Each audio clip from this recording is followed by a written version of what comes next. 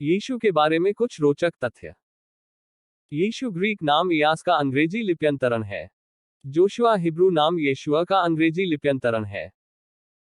यीशु और यहोशू दोनों का तात्पर्य यहोवा बचाता है या यहोवा मोक्ष है। बाइबल में यीशु का नाम 900 से अधिक बार दिखाई देता है। यीशु ने अपना नाम परमेश्वर के एक स्वर्गदूत से लिया, जिसने यूसुफ को बताया कि मरियम पवित्र आत्मा से गर्भवती थी और मनुष्य द्वारा नहीं। यूसुफ मैरी को तलाक देने जा रहा था, लेकिन स्वर्गदूत ने उसे ऐसा नहीं करने और बच्चे को यीशु का नाम देने के लिए कहा। मसीह शब्द वास्तव में एक नाम नहीं है, बल्कि एक उपाधि है। जब बाइबल पुराने नियम में मसीहा के बारे में बात करती है, तो यह उसी शीर्षक की बात कर रहा है, जैसा कि नया नियम मसीह को कहता है। मसीहा और मसीह दोनों का मतलब अभिषेक है। यीशु का पवित्र आत्मा की शक्ति से अभिषेक किया गया था और वादा किया गया उद्धारक था। बाइबल में एक उद्धारक का पहला वादा उत्पत्ति 3 आयत 15 में था।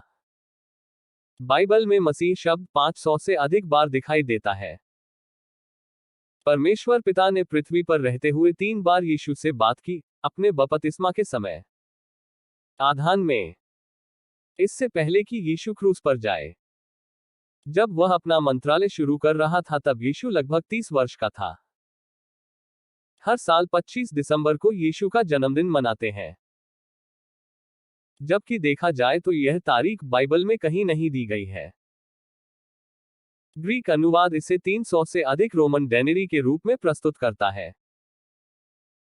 आज की मुद्रा में लगभग $20,000 का कीमती इत्र यीशु के चरणों में डाला गया। बुद्धिमान पुरुष यीशु से नवजात शिशु के रूप में नहीं मिले होंगे। कई विद्वानों का मानना कि जब यीशु 1 और 2 वर्ष के बीच थे, तब वे पहुंचे। उन्होंने मेमने और मछली जैसे साफ मीट खाया। हो सकता है उसने अपने बयान के कारण अंडे खाए हों कि अंडे एक अच्छा उपहार है।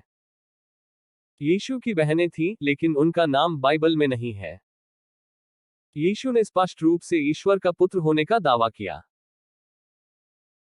बेथलहम का तारा सबसे अधिक शनि और बृहस्पति के एक ज्योतिषीय संयोजन की संभावना था। जब बुद्धिमान लोग यीशु के जन्म के बारे में उसे रिपोर्ट करने में विफल रहे, तो हेरोड ने बेथलहम और उसके आसपास के सभी लड़कों को मारने का आदेश दिया जो 2 साल से छोटे थे। विशेषज्ञों का अनुमान है कि इस नरसंहार के दौरान 7 से 20 बच्चों की हत्या कर दी गई थी। यीशु ने यरूशलेम में एक गधे की सवारी करने का मुख्य कारण भविष्यवाणी को पूरा करना था, राष्ट्रों को शांति की घोषणा करना। लोग 1500 के दशक से क्रिसमस का उपयोग कर रहे हैं। यीशु का सांसारिक मंत्रालय लगभग 3.5 वर्षों तक चलता है। पुराने नियम में कहा गया है कि यीशु मक्खन और शहद खाएंगे। यीशु ने कहा कि वह जीवन की रोटी और जीवित रोटी थी। जॉन ने बैप्टिस्ट मंत्रालय के तुरंत बाद 26 ईस्वी सन के आसपास अपना सार्वजनिक मंत्रालय शुरू किया। यीशु की हर एक प्रार्थना में उसने परमेश्वर को पिता कहकर संबोधित किया। यीशु एक कुंवारी लड़की से पैदा होने वाला पहला और एकमात्र बच्चा था और वह एकमात्र ऐसा इंसान था जिसने पाप रहित जीवन जिया। एक महिला, जिसे मैरी कहा जाता है, को यीशु पर डाला गया था, जिसे 1 वर्ष से अधिक की मजदूरी के बराबर माना जाता है। यीशु ने रोटी खाई जो पूरे इतिहास में एक आम भोजन रहा है। जॉन जीसस से लगभग 6 महीने बड़ा था। यूहन्ना 11 आयत 35, यीशु रो बाइबल की सबसे छोटी आयत है। आज यह उन लोगों को संदर्भित करता है जिन्होंने रब्बिकल ऑर्डिनेशन प्राप्त किया है और यहूदी कानून में शिक्षित हैं। ईसा की पहली शताब्दी के पूर्वार्ध में यीशु एक सामान्य नाम था। इसका हिब्रू में अर्थ है, ईश्वर बचाता है। विद्वानों के अनुसार यीशु के पहले रिकॉर्ड किए गए शब्द मार्क 1 आयत 15 में है, समय आ गया है। ईश्वर का राज्य निकट आ गया है।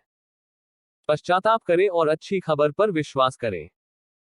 यीशु, मूसा और एलियाह ने 40 दिनों तक उपवास किया। मूसा भी बिना पानी के गए। यीशु ने 40 दिनों तक रेगिस्तान में उपवास किया। यीशु ने लगभग 40 महीने तक प्रचार किया। 40 दिन यीशु के पुनरुत्थान के उद्गम को अलग करते हैं। यीशु ने शैतान के खिलाफ जो हर उद्धरण इस्तेमाल किया था वह व्यवस्था विवरण की किताब से था। वह खुद को मनुष्य का पुत्र भी कहना पसंद करता था। यीशु श्वेत नहीं था क्योंकि उसके अधिकांश चित्र हमें विश्वास करते थे। बाइबल यीशु के यहूदी होने की घोषणा करती है, जिसका अर्थ है कि वह गहरे भूरे रंग की त्वचा के लिए हल्का था।